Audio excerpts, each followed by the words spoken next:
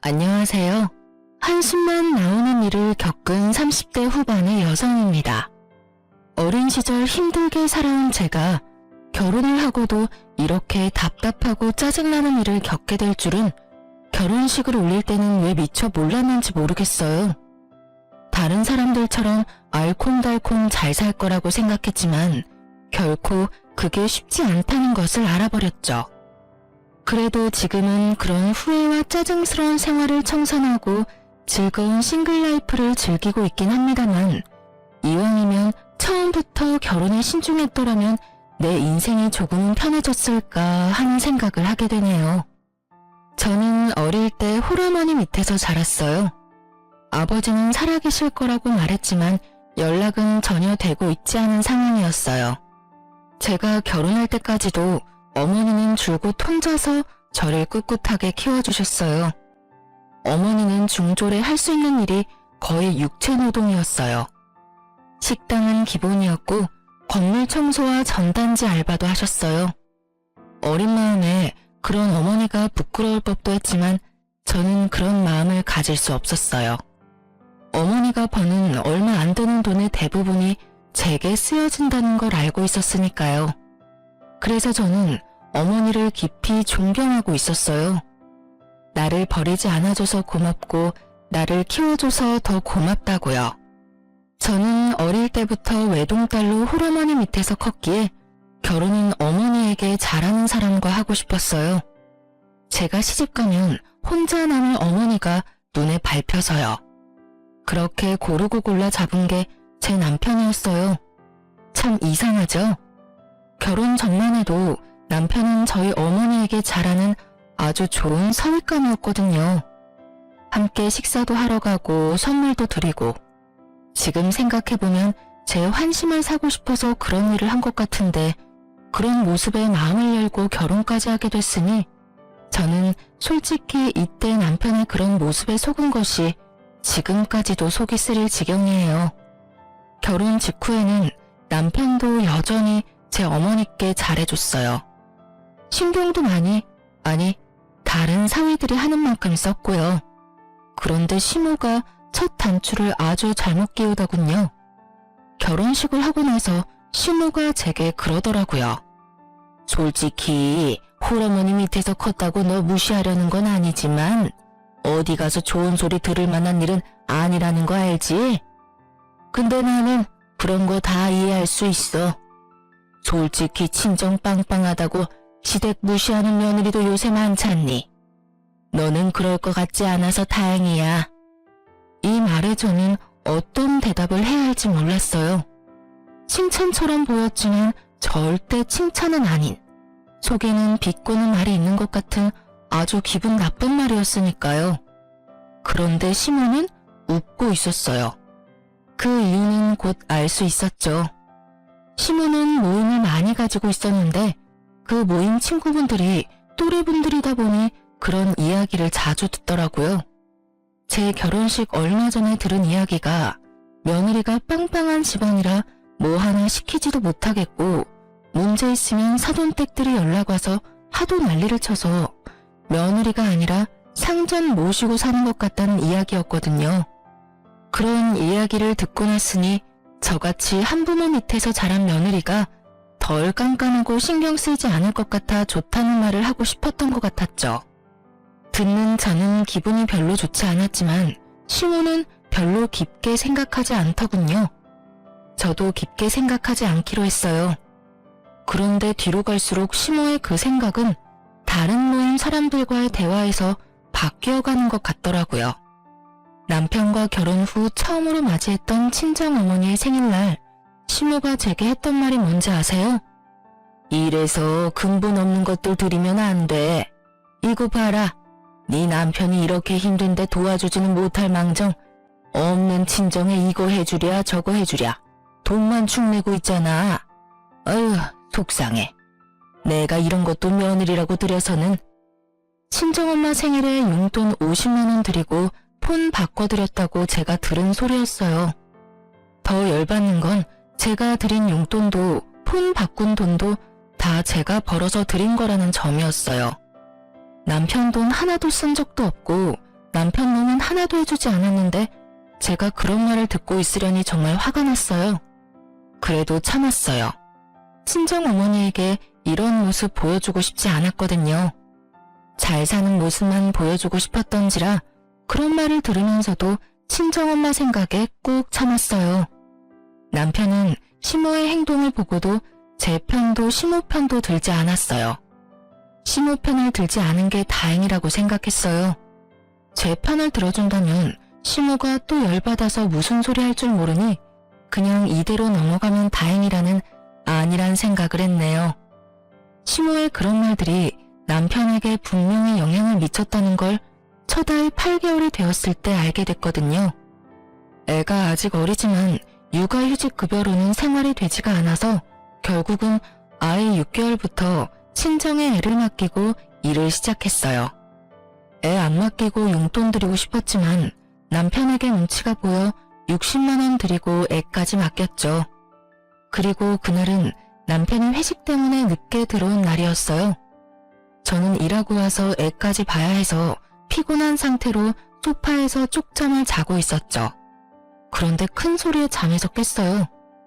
나 들어왔어. 남편이 들어왔는데 잠이나 자고 있고. 아, 왔어? 애가 잠을 못 이뤄서 옆에 있다가 쪽잠 들었네. 내가 이래서 집에 들어오기 짜증나. 도대체 내가 당신이랑 왜 결혼했는지 모르겠다. 갑자기 무슨 소리야? 내 직장 동료는 돈 많고 집안 좋은 마누라 만나서 살만나던데 나는 왜 이 모양이냐고. 그 친구 처가는 사위한테 해주는 것도 많은데 어째서 내 처가는 쓸 데가 없냐고. 너 갑자기 술 취해서 대체 무슨 말 하는 거야? 처가는 내 인생에 도움 하나도 안 되는 데다가 마누라는 남편 오든지 말든지 잠이나 쳐자고. 내가 진짜. 제가 뭐라고 할 것도 없이 남편 놈은 화장실로 들어가더니 씻는 것처럼 푸닥거리다 결국은 화장실에서 쓰러져 잠들었더군요. 남편에게 화가 나서 그를 차가운 타일 바닥에 놔두고 저는 애랑 안방에서 난방 빵빵하게 틀고 잤어요. 잠이 오지를 않았어요. 남편이 던진 그 한마디를 그 오밤중에 내내 곱씹다가 잠도 설치고 아침을 맞이했습니다. 그리고 일어나 보니 남편 놈은 아직도 화장실 바닥에서 자고 있더군요. 저는 남편 얼굴에 물을 한 바가지 끼얹었어요. 차가워. 이게 뭐야? 이제 정신이 좀 들어? 나 왜 여기 있어? 당신 어제 술 취해서 화장실에서 자던데 어제 기억 안 나? 기억 안 나는데. 갑자기 남편 놈이 제 눈치를 보면서 기억이 안 난다고 하더군요. 그럼 당신이 어제 나한테 한 말도 기억 안 나? 당신 어제 나랑 왜 결혼했는지 모르겠다고 나한테 말한 거 기억 안 나냐고. 내가 그런 말을 했어? 그래. 그리고 우리 친정에 쌓인 게 많던데 그거 다 어떻게 참고 살았대? 친정이 당신한테 해주는 게 없는 게 그렇게 열받았어? 근데 그걸 왜 우리 엄마가 해줘야 하는데? 너희 엄마한테 해달라고 해. 왜 남의 엄마한테 그런 거 바라는데? 그러는 너희 엄마는 나한테 도움된 거 있기는 해? 넌 왜 사람 말을 왜 그렇게 고깝게 받아들여? 어제 회사 동료 말 듣고 잠깐 그렇게 생각한 거야. 잠깐 치고는 가슴에 사무친 게 많던데 너 진짜 우리 엄마가 당신 인생에 도움이 안 된다고 생각하는 거야? 아니, 솔직히 도움받은 거 없는 건 사실이잖아. 주변에 장가 잘 간 애들은 다들 잘 살고 있는 것도 사실이고. 그래서 열이 받아? 근데 그런 이유는 너보다는 내가 더 열받아야 되는 거 아니야? 그게 무슨... 지금 내 꼴을 봐. 한창 육아휴직해야 할 시기에 당신 혼자 벌면 돈 없으니 6개월짜리 갓난아기 떼놓고 일하고 있잖아. 육아도 우리 엄마가 해주고 있고 집안일도 육아도 돈 버는 것도 다 하고 있는 내가 시댁 욕한 적 한 번이라도 있어? 아무것도 안 하는 당신이 나랑 우리 엄마한테 패 끼치는 건 생각도 안 하고 친정을 욕해? 남편은 자기가 말을 잘못 꺼냈다는 걸 알고는 입을 꾹 다물어 버리더군요. 좋아. 당신이 그렇게 생각한다면 나도 생각 있어. 저는 그렇게 말하고 아이 짐을 주섬주섬 쌌어요. 뭐 하는 거야? 불안했는지 남편이 묻더군요. 그런 남편 말을 무시한 채 짐과 아이를 챙겨 시댁으로 향했습니다. 어머님, 저희 왔어요. 오늘부터 당분간 애 좀 맡아주세요. 저희 어머니 요새 몸이 안 좋아서 애를 못 봐주겠다고 하셔서요. 거짓말이었지만 친정 엄마에게도 쉬는 시간을 드리고 싶기도 해서 그렇게 말하며 시모에게 아이를 데려온 거였어요. 시모가 고생을 해봐야 남편 놈이 저희 엄마 고생하는 걸 깨닫게 될 것 같았거든요. 제 행동에 남편 얼굴이 하얗게 질리더군요. 내가 왜 너희 애를 봐줘? 너희 친정에 맡기는 거 아니었니? 몇 달만 봐주시면 돼요. 어차피 애 1살이면 어린이집 보낼 거거든요. 여보, 잠깐만. 엄마한테 맡기는 건... 왜? 중졸인 우리 어머니도 그 정도는 하셔. 그보다 학력도 높고 아는 것도 많은 어머님이 애 하나 못 볼까봐 걱정하는 건 아니지? 그쵸, 어머님? 제 말에 시모가 거절의 말을 하려고 한 듯 했지만 입을 꾹 닫아버리더라고요. 하긴 매번 우리 엄마 중졸이라며 무시했으니 제 말을 거절할 수도 없었을 거예요. 그렇게 애를 맡기고 시모에게 말했어요. 아참, 어머님께 맨입으로 애를 맡길 수는 없으니까 어머님 용돈은 남편한테 말해놓을게요. 저희 친정에 맡길 때는 제가 돈을 드렸거든요. 당신 어머님한테 용돈 꼬박꼬박 드려? 알았지? 그렇게 한 달을 시모에게 맡겼어요. 출근하며 시댁에 데려다주고 퇴근하며 데리고 오기를 한 달 정도 반복했더니 시모 얼굴이 점점 반쪽이 되어가더군요. 익숙지도 않은 손주를 보려니 힘이 드셨나 봐요. 그런데 더 웃긴 건 그 뒤에 벌어졌습니다. 그날은 주말이라 남편과 함께 애를 데리러 시댁에 갔어요. 꼭 한 달을 넘긴 달이라 남편에게 시모 돈 들였냐고 물었더니 줬다고 하더군요. 그렇게 시댁에 도착했는데 시모가 손목에 보호대를 하고 있더라고요. 어머님, 손목 많이 아프신가 봐요. 예, 애를 보는데 그럼 손목이 안 아프겠어? 오늘 갔더니 세상에 손목 건초염이라나 뭐라나. 손목 쓰지 말래. 그래야 안 아프다고. 그래요? 저는 그 뒤에 아무 말도 하지 않았어요. 애 안 낳고 싶으면 이야기하겠지 싶어서 아무 말 안 하고 있었더니 시모가 그러더군요. 넌 양심도 없니? 내가 이런 말 안 하려고 했는데 손주 보느라 아파서 골골대는 시어머니한테 돈 100만 원은 줘야 맞는 거 아니야? 아들 편으로 딸랑 30만 원만 주는 게 말이 되냐고. 너 설마 너희 친정엄마한테는 돈 더 주고 나한테만 이렇게 적게 준 거야? 저는 시모의 말에 웃으며 대답했죠. 어머님, 무슨 말씀하세요? 어머님께 돈 드리는 건 남편한테 다 맡겼는데요. 그런데 한 달에 30만 원만 준 거예요? 너무하다. 그래도 저는 친정엄마한테 60만 원은 드렸거든요. 솔직하게 말해서 100만 원 정도 드리고 싶었는데 남편도 보태줄 생각 없어 보였고 제 능력도 안 돼서 그냥 60만 원만 보내드렸는데.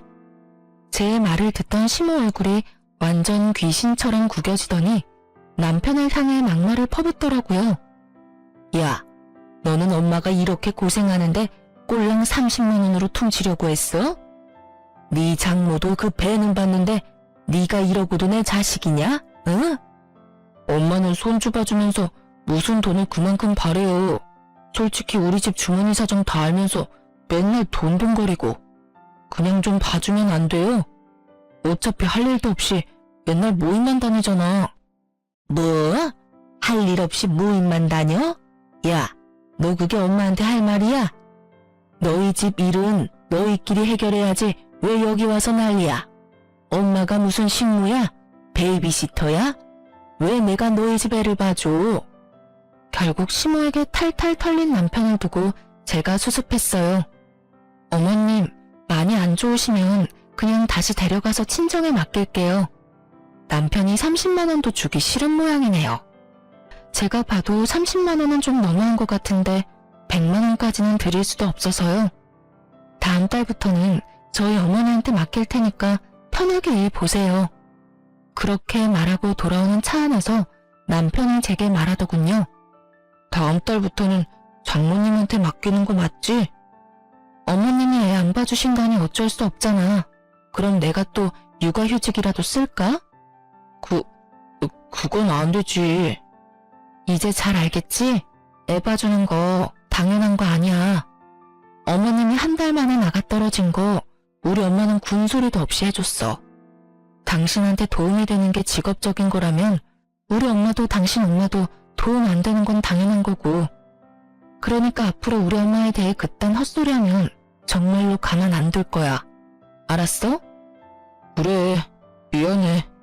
미안한 의미로 이번 달부터 장모님한테 애 맡길 때 내는 용돈은 나도 조금 추가해서 드릴게. 그러면 됐지? 남편의 화해의 제스처를 받고 저는 화를 풀기로 했어요. 그렇지만 마음까지 다 풀어낸 건 아니었죠. 남편이 그렇게 생각하고 있다는 것만으로 굉장히 기분이 더러웠거든요.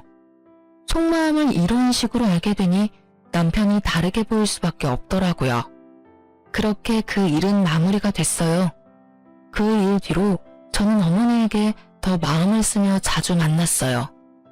평일에도 어머니를 자주 만났는데 하루는 모르는 번호로 전화가 왔어요. 저는 원래 모르는 번호는 잘 받지 않기 때문에 별 생각 없이 받지 않았는데 몇 번이나 똑같은 전화번호로 전화가 오니 이상하더라고요. 혹시 예전에 아는 사이였나 싶어서 전화를 받았는데 깜짝 놀랄 일이 벌어졌어요. 어린 시절 어머니와 헤어졌다던 아버지였거든요. 제 번호를 어떻게 알았나 싶었는데 흥신소를 통해 알아보셨다고 하더군요. 그렇게 만난 아버지는 작은 회사의 사장님으로 일하고 계셨습니다.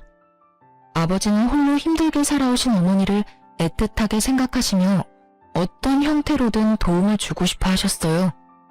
저는 아버지에게 가정이 있으면 그냥 여기까지만 하자고 말했지만 아버지는 그 뒤로 가정을 만든 적이 없었다고 하시더라고요.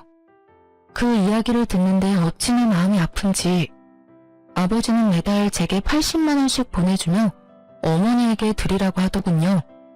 저는 직접 드리라고 말했지만 아버지는 아직 어머니를 볼 용기가 없다고 하셨어요. 그래서 아버지와 정기적으로 만나 밥도 먹고 아버지가 주는 돈을 제가 받아 어머니에게 드리게 됐어요. 그리고 어머니와 아버지가 만나면 아버지를 남편에게 정식으로 소개시켜줘야겠다고 생각하고 있었어요. 그렇게 아버지와 만나고 5달쯤 지났을 때였어요. 집에 돌아오니 남편이 저보다 먼저 와 있더군요. 아무 생각 없이 물었어요. 오늘 퇴근이 일찍이네? 연차 썼어? 아니, 나 오늘부터 백수야. 뭐? 갑자기 무슨 일이야? 나한테 말도 안 하고 퇴사한 거야? 그런 거 아니고 한 달 전쯤에 직장 동료랑 싸웠어. 싸웠는데 어째서 퇴사를 하게 된 건데? 그냥 홧김에 다 짜증나서 사직서 쓰고 나왔어. 대신에 더 좋은 직장 가면 되니까 걱정하지 마. 그때까지는 퇴직금 나오는 걸로 버티면 될 거고. 지금 중요한 게 그게 아니잖아. 우리 부부야. 당신이 일을 그만두려면 나하고 상의를 했었어야지. 최소한 나한테는 이야기를 하고 일을 저질러야 할 거 아니야. 그래서 지금 말하잖아. 이게 말하는 거야? 이게 상의하는 거라고? 그냥 통보가 아니고? 어떻게 사람이 이렇게 무책임해. 잘 다니던 직장 나와서 취직 안 되면 어쩌려고. 재수없게 취직 안 된다는 말을 왜 해? 당신이 그런 말 안 해도 이미 다 알아보고 있으니까 걱정하지 말라고. 남편은 그렇게 말하고 나가버리더군요. 눈앞이 캄캄했습니다. 퇴직금이 있다 하더라도 그리 큰 돈도 아니고 취직이라는 게 그렇게 쉽게 되는 게 아니잖아요. 남편은 그런 제 걱정에도 별 걱정 없는지 느긋해 보였습니다. 마음이 급했던 저는 남편보다 더 열심히 직장을 알아봤어요. 어느 정도였냐면 직원들이 나더러 이직할 거냐고 물어볼 정도로요. 그리고 하루는 아버지와 만날 날이 됐어요. 저는 아버지와 이야기하다가 남편 생각이 났어요. 아버지, 혹시 주변에 일자리 좀 없어요? 우리 남편 얼마 전에 일 그만뒀는데 아직까지 일자리도 못 구하고 백수로 놀고 먹고 있어요. 빨리 취직시켜줘야 제가 마음이 좀 편할 것 같은데 일자리가 별로 없네요. 그래? 갑자기 잘 다니는 직장을 왜 그만뒀대? 혹시 아는 거 있어? 직장 동료랑 좀 안 맞았나 봐요. 그래서 사직서를 쓴 모양이에요. 차마 동료와 다투고 홧김에 그만뒀다는 말을 할 수 없어 그렇게 말했더니 아버지가 그러더군요. 내가 한번 알아보마. 그러고 보니 우리 회사도 지금 사람 구하는데 네 남편이 괜찮다고만 하면 우리 쪽에도 이력서 한번 넣어보라고 해. 정말요? 아버지, 너무 고마워요. 이 은혜를 어떻게 갚아요? 내가 너한테 못해준 것만 생각하면 이런 거라도 당연히 해줘야 싶어. 그렇게 아버지와 이야기를 하고 집에 돌아온 저는 이 좋은 소식을 어떻게 전할까 싶어서 들떴어요. 우선은 그 사람이 우리 아버지라는 걸 밝혀야 할 것 같아서 말할 타이밍을 재고 있었는데 좀처럼 남편이 집에 붙어있지를 않더군요. 그런데 2주 정도 지났을까요? 남편이 제게 할 말이 있다며 부르더군요. 거실에 나가니 남편이 착 가라앉은 표정으로 제게 그러더라고요. 여기 이혼 서류 작성해줘. 이혼은 내가 말 안 해도 알지? 뜬금없는 이혼 서류에 제가 당황해서 물었죠. 이혼? 갑자기 무슨 이혼이야? 나 다 아니까 모르는 척 하지 말고. 그러니까 이게 뭐냐고. 알아듣게 말을 해야 할 거 아니야. 내 입으로 꼭 그걸 말해야겠어? 나 다 알아. 안다고. 당신이 바람피는 거. 그러니까 이혼하자. 나 이대로는 당신이랑 같이 못 살아. 바람을 피다니 너무나 황당한 말이었습니다. 정말 짐작조차 가지 않더군요. 벙찐 제 표정을 연기라고 생각했는지 남편이 제게 서류 봉투를 하나 던지더니 언제 싸뒀는지 캐리어를 가지고 와 밖으로 나가더군요. 저는 놀라서 급히 봉투를 열어봤습니다. 거기에는 아버지와 제 사진이 있었어요. 제가 진실을 말하려고 남편을 붙잡으려 했지만 남편은 이미 밖으로 나간 뒤였어요. 그때 핸드폰에 문자가 왔어요. 남편이었습니다. 대화는 필요 없고 불결한 너랑 같이 있기도 싫으니 별거 하겠다는 말이 적혀 있었어요. 저는 황당해서 그 자리에서 남편에게 전화를 걸었지만 그는 받지 않았습니다. 저는 문자를 남겼어요. 그 사람은 제 아버지라고요. 그렇지만 남편은 읽지도 않고 다 씹어버리더군요. 수상한 냄새가 났어요. 제가 정말로 바람을 폈더라도 남편이 이렇게 빠르게 대처할 수 있을 리가 없는데 뭔가 너무 일사천리로 일이 진행되는 것 같았거든요. 그래서 저도 남편을 몰래 뒷조사하기로 했어요. 흥신소를 통해서 알아보니 역시나 남편이 바람을 피고 있었더군요. 게다가 저를 유책 배우자로 만들기 위해서 이런 짓을 벌였다는 걸 알게 됐어요. 그 사실을 들었을 때는 분노로 화를 참을 수 없어 뭐라도 남편에게 퍼붓고 싶었는데 연락조차 되질 않으니 점점 더 열이 받았죠. 그때 시모에게서 연락이 왔어요. 네가 감히 우리 아들을 놔두고 바람을 펴? 여태 도움도 안 된 것이 뭐라고 다른 놈이랑 붙어먹어? 근본 없는 것. 불쌍해서 집안에 들여줬더니 사람 얼굴에 이렇게 먹칠을 해? 이것도 다 그 잘난 친정엄마한테서 배운 거냐? 어디서 못 배운 티를 이런 식으로 내? 아들이 참으라고 하는데 너무 열받아서 한마디 해야 할 것 같아서 전화했다. 네 잘못이니 네가 알아서 싹 다 정리해놓고 나가. 우리 아들한테서 돈 뜯어갈 생각하지 말고. 앞뒤 없이 자기 할 말만 하고 뚝 끊어버리는 시모의 전화에 저는 제 인내가 한계에 다다르는 것을 느꼈습니다. 오해를 풀고 자시고 할 것도 없고 분류는 상대방이 열심히 하고 있었으니 저의 오해를 푼다 한들 우리 부부가 다시 예전처럼 돌아오지 않을 것이 뻔했어요. 저는 흥신소에서 보내온 서류와 사진을 확인했어요. 남편과 바람을 피는 상간녀는 부자로 보이더군요. 저는 남편에게 전화했습니다. 이혼을 해주겠다는 문자를 남겼더니 바로 전화를 받더군요. 당신도 바람을 피웠으면 피웠다고 말을 하지 그랬어. 그때 알았으면 당장 이혼해줬을 텐데. 바람이라니, 그 여자는 그냥 일관계로 만나는 사람이야. 이번에도 소개비만 주면 대기업에 한 자리 주겠다고 했어. 말 안 하고 싶으면 그걸로 됐어. 그런데 당신이 소개비가 어딨어? 퇴직금도 다 떨어먹은 주제에. 내가 왜 돈이 없어? 당신이 줘야 할 위자료 있잖아. 그거로 소개비 낼 거니까 합의 이혼하고 위자료 내. 합의 이혼?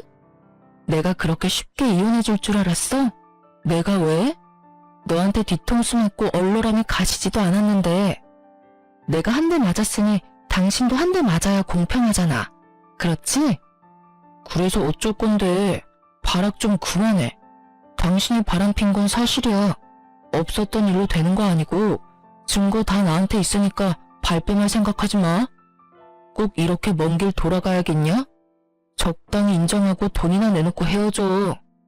남편의 머릿속에는 모든 것이 계획되어 있더군요. 물론 구멍이 숭숭 난 못 쓸 계획이었지만요. 저는 서류를 그 자리에서 구기고 남편에게 말했어요. 소송할 거니까 그렇게 하라. 누가 잘못했는지는 법정에서 가려보자고. 그럼 열심히 준비해봐. 내가 불륜이라는 증거도 잘 모아보고. 저는 그렇게 말하고 그 길로 이혼 전문 변호사를 찾아갔어요. 가장 먼저 준비했던 건 상간녀 소송이었고 그 뒤가 제 아버지와의 친자 확인 검사였어요. 그리고 남편 뒷조사하며 바람핀 증거자료도 싹 모아 변호사에게 줬어요. 그리고 남편이 쓰던 제 노트북에 메신저 백업해둔 대화 내용까지 싹 다 보냈어요. 바보 같은 남편은 제가 쓰라고 준 제 노트북을 정말 자기 것처럼 썼더군요. 그리고는 나갈 때 고이 놔두고 갔고요. 차고 넘치는 문자 내용에 바람핀 증거는 너무도 많았습니다. 게다가 날짜도 거의 1년 전부터였고요. 1년을 모르고 살았다는 거 지금도 이해가 안 돼요. 어딘가 찝찝한 구석이라도 있었을 텐데 왜 전 그렇게 태평스럽게 살았는지. 너무 후회가 됐지만 지금이라도 상황을 바로잡을 수 있다는 게 다행이라고 생각했어요. 그렇게 이혼 소송을 진행하고 한 달쯤 지났을 때 전화기에 불이 날 만큼 남편에게서 전화가 왔어요. 전화를 받을 필요가 없다는 생각에 무시했는데 그날 저녁 친정어머니가 집에 빨리 오라고 하더군요. 맡겨둔 애가 아픈가 싶었는데 가보고 완전 열이 받았어요. 시모가 친정집 거실에 떡하니 앉아있더라고요. 말이 곱게 나올 리가 없었죠. 여기는 어쩐 일이세요? 볼일 다 끝난 거 아니신가요? 예. 너는 어른이 와서 말하려는데 그게 무슨 태도니? 그 사람이랑 저 관계 끝난 거 모르세요? 어머님은 전화까지 해서 일방적으로 저한테 난리치셨잖아요. 거야, 네가 잘못했으니 그런 거 아니냐? 애초에 바람을 핀 건 너고. 아니라고 말씀드렸고 이미 관련 서류 변호사에게 보내놨으니 나중에 확인하시면 되겠네요. 그런데 여기는 왜 오셨어요? 저희 어머니한테 무슨 말 하려고 여기까지 오신 거냐고요? 아이, 정말 내가 이런 데까지 와서 사정하게 될 줄은 몰랐다만. 너 바람핀 거랑 이혼 없던 일로 해줄 테니 다시 돌아와라. 뜬금없는 회유에 저는 어이가 없었어요. 직전까지 짜증 부리며 화내더니 갑자기 왜? 이런 생각을 하고 있는데 시모가 앙칼진 목소리로 그러더라고요. 아들이 너한테 그렇게 심하게 한 건 다 사기당해서 그런 거야. 대기업 취직시켜준다는 사람한테 홀라당 속아서 도깨비를 줬다고 하지 뭐냐. 돈 주고 나니 연락도 안 되고 없는 번호라고 하니. 너도 당당할 거 하나 없으니 둘이서 완만히 이야기해서 이혼 없던 걸로 해. 웃겼어요. 다시는 안 볼 것처럼 모진 말을 다 쏟아내더니 자기 아들 사기당해서 힘들게 살 거 생각하니 안면 몰수하고 여기까지 온 시모 처지가요. 그 사람이 사기당한 거랑 저랑 무슨 상관이에요. 사기꾼 신고하고 지금이라도 취직해서 열심히 돈 벌면 될 일 아닌가요? 그게 그렇게 쉬운 일이면 너한테 오지도 않았어. 아들이 대출받아서 소개비를 줬으니 어떡하냐. 부부가 같이 갚아야지. 퇴사를 했는데 대출을 했다고요? 사금융에서 빌린 모양인데 원래는 너한테 위자료 받아서 갚을 생각이었다고 하더라. 어차피 너도 이혼하면 위자료 내야 하잖아. 그러지 말고 그냥 이혼하지 말고 둘이서 갚아. 제 자식 발등에 불 떨어졌다고 남의 자식한테 그 불을 끄라고 하다니. 정말 다시 생각해도 상종 못할 인간이더군요.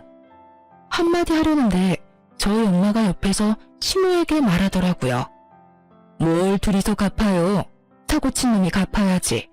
듣자 하니 어이가 없네. 어차피 우리 집안 별로 마음에 안 들어 했잖아요. 매번 도움 안 된다고 투덜거리기는 하고 이참에 헤어지고 서로 편하게 지냅시다. 이미 빈정 다 상하고 서로 상처 줄 만큼 줬는데 뭘 더 이어부르고 구차하게 여기까지 찾아와요? 나도 딸이 한다고 해도 결사반대할 거니까 마누라 귀한 줄 모르고 사기나 당한 덜 떨어진 사위한테 꼭 맞는 며느리감이나 찾아봐요. 평소 소리 한 번 친 적 없던 친정엄마는 시모를 향해 거의 악담에 가까운 소리를 질러댔고 친정엄마의 말에 말문이 막힌 시모가 얼굴이 벌겋게 되더니 큰 소리를 치더군요. 자기 딸년이 밖에서 늙은 남자나 만나는 줄도 모르고 그딴 말을 나한테 해? 아들이 부탁해서 여기까지 왔는데 내가 그럴 필요가 없었네. 나중에 위자료가 많네 어쩌네 난리나 치지 마. 어디서 바람난 연주제에 큰 소리야? 위자료는 그쪽이나 걱정하세요. 남의 집 일에 무슨 참견은 아이고 자기 자식 모자란 건 생각도 못하고 남의 자식 허무는 꼬투리 잡는 꼴 좀 봐. 어머님, 남편 1년 전부터 그 사기꾼 년이랑 바람피고 있었거든요. 그 증거 다 모아서 변호사한테 보냈으니 나중에 위자료 금액 보고 놀라지는 마세요. 제 걱정해 주시는 것 같아서 저도 걱정해 드릴게요. 시모는 화를 내며 나가버리더군요. 친정엄마는 시모가 집 밖으로 나가자마자 소금을 들고 와서 왕창 뿌리더라고요. 근데 얘, 너 사진 찍혔다는 늙은 남자는 누구니? 누구길래 저 집안 사람들이 그걸 물고 늘어져? 저는 지금이 어머니에게 말할 타이밍이라는 걸 알았어요. 저는 가지고 있던 사진을 내밀었죠. 사진을 보던 어머니가 깜짝 놀라는 걸 봤어요. 얼굴을 알아보시더군요. 예, 이 사람... 맞아, 아버지. 엄마를 찾고 있으셨나 보더라고. 그 와중에 나를 알게 되고 나한테 연락 왔었어. 그리고 내가 애 볼 때 주는 돈 말고 따로 매달 주던 돈 있잖아. 사실은 그것도 아버지가 드리라고 해서 드린 거야. 어머니는 제 말에 눈물만 흘리셨죠. 두 분이 헤어진 게 할머니 때문이었다고 하더라고요. 어머니를 마음에 들어하지 않던 친할머니가 아버지 안 계실 때 어머니를 강제로 쫓아냈다고요. 이제 와서 어머니를 찾은 건 그 할머니가 돌아가셨기 때문이라고 하셨어요. 그럼 잠깐만. 네 남편은 지금 너희 아버지를 너랑 바람핀 사람으로 오해한 거니? 근데 오해를 풀 생각은 없어. 그 사람 1년 전부터 바람피고 있었거든. 아마 나를 유책 배우자로 만들려고 내 뒷조사한 것 같아. 자기가 저지른 불륜은 쏙 빼놓고 나 뒤통수 치려는 거지. 게다가 그 상간녀가 속입을 받고 튄 사기꾼이거든. 아유, 잘했어, 이혼. 뭐 저런 아나무인인 사람이 있니? 아들이나 엄마나 똑같네, 똑같아. 그 뒤로 남편에게서 전화며 문자며 줄줄이 오는데 다 무시했어요. 문자 보니 아직 정신을 못 차렸더라고요. 제 주제에 용서해주겠다는 말을 할 수가 있나요? 그런데도 아직까지 용서해줄 테니 돌아오라는 둥, 자기도 짜증나지만 다시 받아주려고 하는 거라는 둥, 급해 보이는 통화 내역과는 다르게 문자는 아주 자기가 제 사정 다 봐주는 것처럼 적혀 있더군요. 하나하나 받아줄 생각도 없고 변호사 통화는 깔끔하니 가만뒀어요. 그런데 그 다음에 오는 문자가 점점 바뀌더라고요. 한 번만 용서해달라. 내가 잘못했다. 그 사람이 당신 아버지인지 정말 몰랐다. 그래도 연락을 받아주지 않았더니 별거하러 나간 놈이 애 어린이집 하원 시간에 맞춰 애를 픽업해서 저를 기다리고 있더군요. 제가 연락을 받지 않으니 이런 방법을 쓴 것 같았어요. 속으로 어린이집도 바꿔버려야지 하는 생각을 하는데 남편놈이 저희 집까지 와서는 제게 할 말 있다며 제 팔을 붙잡더라고요. 난 너랑 더 이상 할 말 없어. 너도 너 할 말 다 했잖아. 그때 나갈 때 뭐라고 그랬더라? 더 이상 나랑 할 말 없다고 하지 않았나? 미안해. 그렇지만 그건 당신 잘못도 있잖아. 아버지를 만나는 거면 그렇다고 말을 해줬어야지. 나는 당신한테 아버지가 있다고는 상상도 못했단 말이야. 내가 언제 우리 아버지 죽었댔니?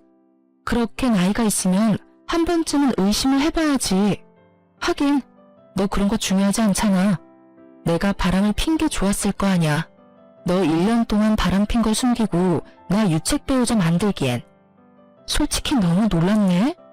어떻게 1년 동안 나를 속이면서 바람을 폈어? 그래놓고 멀쩡한 마누라 바람핀 년으로 만들어서 위자료 꿀꺽하려고 그랬다 이거지? 그래놓고 사기꾼한테 걸려서 지금 나한테 와서 징징거리는 거고. 미안해. 당신이 충분히 그렇게 생각할 수는 있는데 그 여자가 그런 목적을 가지고 나한테 접근했을 줄은 나도 몰랐잖아. 그러니까 내 생각도 좀 해줘야지. 웃기고 있네. 장장 1년 동안 만나면서 바람핀 주제에 뭐? 그 여자한테 그런 목적이 있었으면 너한테는 다른 년이랑 만나겠다는 목적이 있었잖아. 서로 의견이 안 맞으면 오래 못 만나는데 참 오래도 만났네. 그걸 내가 아는데 이혼을 물려달라고? 이미 판결 났고 나는 번복할 생각 없으니까 내 앞에 나타나지 마. 역겨우니까. 충격받은 얼굴의 남편을 내버려두고 저와 아이는 집으로 들어갔습니다. 그런데 걱정이 되더군요. 저놈이 또 찾아와서 저러면 답 없을 것 같아서 부모님에게 도움을 청하기로 했어요. 어머니는 기존에 있던 집에서 나와 아버지와 함께 살고 있었어요. 제가 이야기했더니 집을 일단 팔고 아버지 집에서 잠시 있다가 다른 곳에 집을 알아보라고 하더군요. 아니면 부모님이 아이를 케어할 수 있는 곳에 집을 구하라고요. 떨어져 있던 가족 셋이 모일 수 있는 좋은 기회다 싶어 아이까지 데리고 친정으로 돌아왔습니다. 그리고 돌아오는 김에 집도 내놓고 직장도 퇴사를 했어요. 아버지가 그때 아버지 회사에도 사람 구한다고 하셨는데 저한테 들어와 보라고 하더라고요. 이력서에 면접까지 보고 아버지 회사로 들어가 일하게 됐어요. 아무래도 가족이 곁에 있으니까 마음은 편하더군요. 그렇게 이혼 후 저는 제 생활을 꾸려갔어요. 부모님과 좋은 곳에 놀러도 가고 맛있는 것도 먹으며 두 분과 좋은 추억도 많이 만들었어요. 그렇게 6개월 정도 잘 지냈는데 하루는 저희 회사에 사람을 뽑는데 익숙한 이름이 보이더군요. 남편이었습니다. 이 남자가 여태껏 취직을 못했는지 저희 아버지 회사에까지 이력서를 넣었더라고요. 회사에서는 이력서가 들어온 이상 면접을 보자는 상황이었기에 별로 내키지는 않았지만 면접에 불렀습니다. 전 남편이 긴장된 표정으로 면접을 보러 왔더군요. 그런데 회사 앞에서 기다리고 있던 제 모습을 보고 깜짝 놀라더라고요. 당신이 어째서 여기에? 오랜만이야. 면접 보기 전에 이거는 알려줘야 할 것 같아서. 나 여기서 일하거든? 당신이 면접을 보든 말든 상관은 없는데 여기 들어오면 불편할 거라는 거 미리 말해주려고. 당신이 여기서 일한다고? 응. 당신이야말로 작은 회사는 거들떠도 안 보더니 이젠 좀 급한가 봐? 여기 면접까지 보고. 그게... 전 남편이 뭐라 말하려는데 앞에서 아버지가 저를 부르며 다가왔어요. 딸, 여기서 뭐해? 잠깐 쉬러 왔어? 사장님, 회사에서는 그렇게 부르지 말라고 했잖아요, 아버지. 제가 사장님이라고 부르자 남편은 얼굴이 깜짝 놀라더군요. 얼굴 익숙하지? 당신이 나랑 바람핀다고 착각한 우리 아버지. 아버지가 여기 사장님이셔? 내가 당신 직장 그만뒀을 때 아버지한테 당신 취직 부탁드렸거든. 이혼 안 했으면 당신이 여기서 일할 수도 있었을 텐데. 어차피 면접은 우리가 안 보니까 걱정하지 마. 붙을만 하면 붙겠지. 붙으면 불편하긴 하겠지만. 그럼 면접 잘 보고 가. 저는 아버지와 회사 안으로 들어갔고 전 남편은 허탈한 표정으로 면접을 보고 나오더군요. 그리고 퇴근 시간에 회사 근처에서 저를 기다리고 있던 남편놈 얼굴이 보였어요. 잠깐만, 이야기 좀 해. 난 할 말 없어. 어두절미하고 하나만 부탁할게. 나 취직만 되도록 해줄 수 없을까? 절대로 너 방해한다거나 못살게 굴도록 하지 않을게. 그냥 취직만 될 수 있도록 해줘. 당신한테 이런 부탁하는 것도 염치 없지만 진짜 이대로는 빚 때문에. 왜 내가 그래야 하는데? 우린 이미 다 끝났어. 당신이 추잡한 짓 하면서 나 뒷조사할 때 찍은 사진 기억나? 그 사진에서 내가 아버지한테 무슨 이야기 했는지 가르쳐 줄게. 그날 아버지한테 남편 취직 자리 찾고 있으니까 좋은 자리 있으면 취직 좀 시켜달라고 부탁하고 있었어. 네 손으로 그 자리 없앴는데 이제 와서 그걸 달라고? 염치 없는 거 맞네. 저는 그렇게 쏘아붙이고는 남편을 놔두고 회사로 다시 들어왔어요. 저놈이 또 따라올지도 모르니 아버지랑 같이 집에 가려고 말이죠. 그리고 몇 달 뒤에 두 분 결혼 기념일이 있어서 아무 생각 없이 자주 가던 식육식당으로 모셨어요. 평소 맛이 있어서 자주 가던 곳이었는데 하필이면 전 남편과 시모도 거기 와 있더라고요. 미처 생각하지도 못했어요. 이 사람들하고도 자주 왔던 곳이라는 걸요. 굳이 피할 것까지는 없다고 생각했는데 자리가 또 하필이면 바로 옆자리. 다른 곳으로 가려다가 아버지가 그냥 먹자고 해서 앉았어요. 그런데 시모가 저와 친정엄마를 보더니 코웃음을 치며 험상궂은 표정으로 시비를 걸더군요. 아이고, 자식 새끼는 이혼시키고 본인은 시집 새로 갔어? 그렇게 딸 위하는 척 하더니 어이가 없네. 다 늙어 빠져서는. 부끄러운 줄 아세요? 부끄럽기는 뭐가 부끄러워요? 몇십 년 만에 만난 부부 사이 금술 좋은 게 욕먹을 짓입니까? 욕을 하고 싶으면 제대로 알아보고 하세요. 내 딸, 그리고 제 와이프 한 번만 더 그딴 식으로 말하면 명예훼손으로 소송 걸어버릴 테니까. 얼마 만에 만난 가족들인데 딸과 와이프가 가만히 있다 하더라도 제가 가만히 있지 않을 거라고요. 그 말에 시모가 놀라서 눈이 땡그레졌어요. 저는 솔직히 좋은 기분으로 여기 와서 기분 다 망친 게 짜증나서 전 남편에게 마구 따져 물었어요. 당신이랑 당신 어머니 왜 이렇게 무례해? 우리 아빠가 회사에서 너를 면접에서 뽑지 않았다고 지금 앙심 품고 이러는 거야? 뭐? 회사? 이게 다 무슨 소리야? 그리고 갑자기 어디서 아버지가 튀어나와? 전 남편보다는 시모가 더 놀라 제 말에 전 남편에게 되묻더군요. 사실은 그때 와이프 바람핀다고 사진 찍었던 사람이 아버지였더라고. 그리고 얼마 전에 이력서 낸 회사 사장님이 저 아버지시고. 뭐야? 너는 그걸 왜 이제야 말해? 이제야 아시겠어요? 제가 아버지와 만나고 처음으로 한 부탁이 우리 남편 아버지 회사에 취직시켜달라는 부탁이었어요. 그런데 아버지와 찍은 사진 덜렁 가지고 와서는 더러워서 같이 못 사느니 네가 할 말이 있기는 하냐느니 그딴 소리 찍찍 해대면서 나 천하의 몹쓸 년으로 만들었잖아요. 그런데 보시라고요.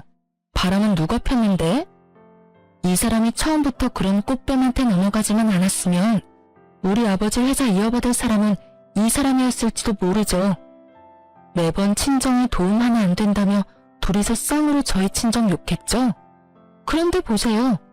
지금 자기 복을 자기가 걷어찬 사람이 누군데요? 그런 주제에 우리 어머니한테 뭐요? 말이면 다해요? 그렇지.